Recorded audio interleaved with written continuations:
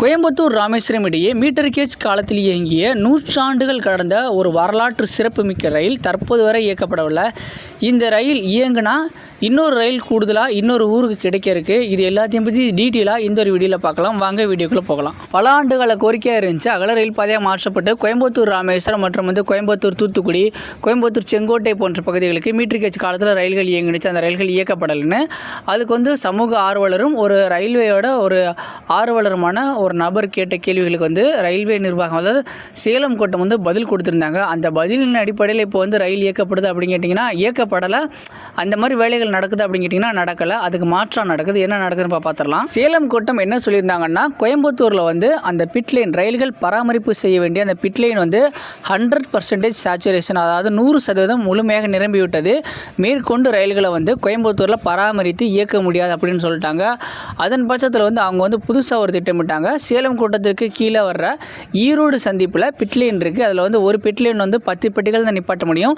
அந்த பிட்லைன் 26 பெட்டிகள் நிப்பாட்டும் விதமாக அந்த பிட்லைனோட நீளத்தை அதிகரிக்கிறாங்க. அது மட்டும் இல்லாமல் கூடுதலாக ஒரு பிட்லைன் அமைக்க இருக்காங்க. இந்த ஒர்க்கு முடிஞ்சோடனே ஈரோட்டில் திருப்பூர், போத்தனூர், பழனி, மதுரை வழியாக ராமேஸ்வரத்திற்கு தினசரி இரவு நேர ரயில் இயக்கப்படும் சொல்லியிருந்தாங்க. அதே போல் பார்த்திங்கன்னா மீட்டர் கேஜ் காலத்தில் நிறுத்தப்பட்ட கோயம்புத்தூர், கொல்லம், கோயம்புத்தூர், தூத்துக்குடி இந்த மாதிரி ரயில்கள் எல்லாம் போத்தனூர் 2ஆம் முனையமாக ஆக்கப்படும் போது போத்தனூர் இயக்கப்படும் சொல்லியிருந்தாங்க. இப்போ ரீசெண்டாக போத்தனூர் ரயில் நிலையத்தை ஆய்வு செய்ய வந்திருந்த தென்னக ரயில்வே பொது மேலாளர் அவர்கள் போத்தனூர் ரயில் நிலையம் கோவையின் 2ஆம் முனையம்னு அறிவிச்சிட்டாங்க. அதே மாதிரி போத்தனூர் ரயில் நிலையத்தில் பல்வேறு வளர்ச்சி பணிகள் நடந்து வருது. போத்தனூர் ரயில் நிலையத்தில் 2 பிட்லைன்கள் அமைக்க பரிந்துரை பண்ணியிருந்தாங்க. ஸோ அதுவும் சாங்ஷன் ஆயிடுச்சு. கண்டிப்பாக அந்த வேலைகளும் ஓராண்டுக்குள்ளே முடிஞ்சிடும். அப்போ போத்தனூர் கோவையின் 2ஆம் முனையமாக மாறும்போது இந்த 2 ரயில்களும் கண்டிப்பாக இயக்கப்பட்டுவிடும். அவங்க கொடுத்த ரிப்ளை டாக்குமெண்ட்டில் ராமேஸ்வரம் ரயிலுக்கு நேரம் மேற்கொண்டு குறிப்பிட்டு கொடுத்துருந்தாங்க. அந்த நேரத்தோட டீட்டெயில்ஸ் இப்போ நான் உங்களுக்கு காமிக்கிறேன் பாருங்கள். ஈரோடு சந்திப்பு ரயில் நிலையத்திலிருந்து மாலை 6:30 மணிக்கு புறப்படும் ரயிலானது ராமேஸ்வரத்தை அதிகாலை 4:30 மணிக்கு சேர்ந்துடும். ராமேஸ்வரத்தில் இந்த ரயிலை பராமரிக்க போகிறதில்ல. அதனால் இந்த ரயில் ராமேஸ்வரத்தில் நிப்பாட்டி வைக்க முடியாது.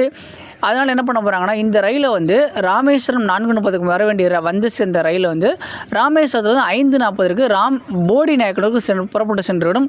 என்னோட 5:45க்கு தற்போது போகிற மதுரை பயணிகள் ரயில் இருக்குதுன்னு கேட்டிங்கன்னா அந்த ரயில் தான். இப்போ போகிற பெட்டிகளை மாற்றிட்டு இதே பெட்டிகள் அப்படி போடி நாயக்கனூராக இயங்க இருக்குது. போடி நாயக்கனூராக இயங்கினா எங்களுக்கு அந்த பயணிகள் ரயில் பறி போயிருமா அப்படின்னு கேட்டிங்கன்னா ஸோ அது இங்கே உள்ள மக்கள் பிரதிநிதியோ ரயில் ஆர்வலர்களோ கேட்டு வாங்கி கொடுக்கணும். உதாரணத்துக்கு நம்ம விருதுநகர் திருச்சி போகிற ட்ரெயின் பார்த்திங்கன்னா ஒரே பெட்டி தான். அதாவது அதே பெட்டிகளில் திருச்சி வரைக்கும் போது ஆனால் வெவ்வேறு ரயில் நம்பரில் விருதுநகர்லேருந்து காரைக்குடி வரை ஒரு நம்பர், காரைக்குடியிலேருந்து திருச்சிராப்பள்ளி ஒரு நம்பர். இது மூலம் இது பயணிகள் ரயிலில் தான் இயங்குது. ஒரு 10 நிமிட இடைவேளை விட்டு காரைக்குடியிலேருந்து திருச்சி நோக்கி புறப்படும். இதே போல் இந்த ஈரோடு ராமேஸ்வரம் ரயிலின் பெட்டிகள் வழக்கமாக இயங்கும் ராமேஸ்வரம் மதுரை பயணிகள் ரயிலாக மதுரையை சென்று சேர்ந்துட்டு அங்கேருந்து மதுரை போடி பயணிகள் ரயிலாக டெடிக்கேட்டட் நம்பராக புறப்பட்டு செல்லும்போது போடி நாயக்கனூருக்கு கூடுதலாக ஒரு ரயில் கிடைக்கும். இது வரைக்கும் அகல ரயில் பாதையாக மாற்றப்பட்டு போடி நாயக்கனூருக்கு பார்த்தீங்கன்னா 2 ரயில்கள் தான். சென்னைக்கு வாரம் மும்முறை செல்லும் ஒரு ரயிலும் ஒரு மதுரை போடி நாயக்கனூர் ரயிலும். இந்த ரயில் இயக்கப்பட்டுச்சுன்னா பார்த்தீங்கன்னா அவங்களுக்கு போடி நாயக்கனூர் ராமேஸ்வரம் வரைக்கும் ஒரு நேரடி இணைப்பு கிடைக்கும்.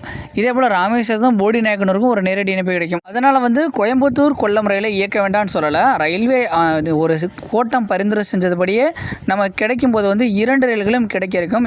இப்போ ராமேஸ்வரம் ரயில் இயக்க பரிந்துரை செஞ்ச இடத்துல இருந்து கொல்லத்துக்கு ரயில் இயக்கணும் அப்படின்னு ஒரு ப்ரொப்போசல் போயிருக்கு. அதை ரயில்வே அமைச்சரும் ஒப்புக்கொண்டார் அப்படின்னு நம்ம பக்கத்து மாநிலத்தை சேர்ந்த ஒரு மக்கள் பிரதிநிதி அவர்கள் ப்ரெஸ் ரிலீஸ் கொடுத்துருக்காங்க.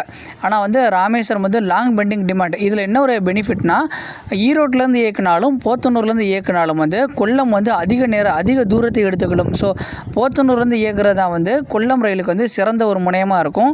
ராமேஸ்வரம் ரயிலுக்கு ஈரோட்டிலேருந்து இயக்குறது ஒரு சிறந்த முனையமாக இருக்கும்.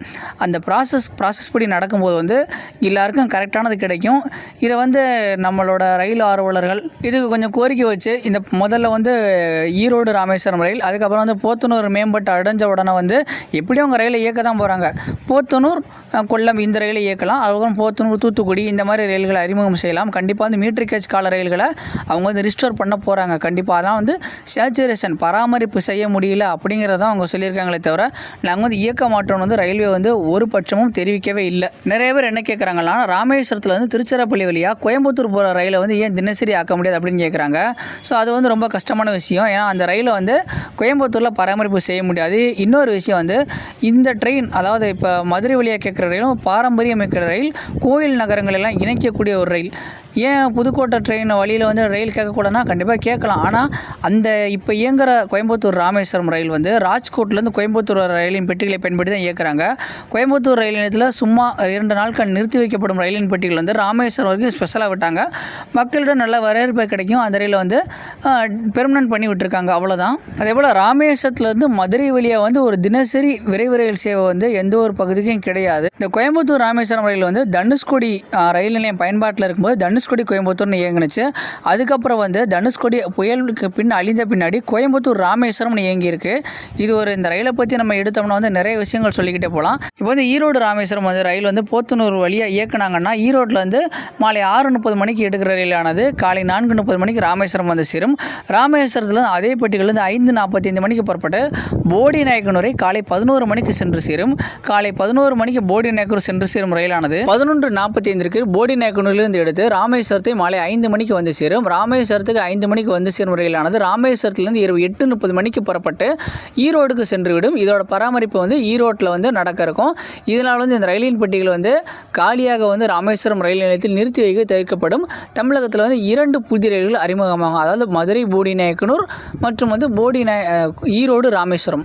இந்த ஒரு விஷயத்தில் வந்து தமிழக மக்கள் எல்லாருமே வந்து ஒரு ஒற்றுமையாக செயல்பட்டால் வந்து ஈரோடு ராமேஸ்வரம் வாங்கிடலாம், போடி நாயக்கனூர் ராமேஸ்வரம் வாங்கிடலாம், அதே போல் வந்து போத்தனூர் கொல்லம் ரயிலையும் வாங்கிடலாம்.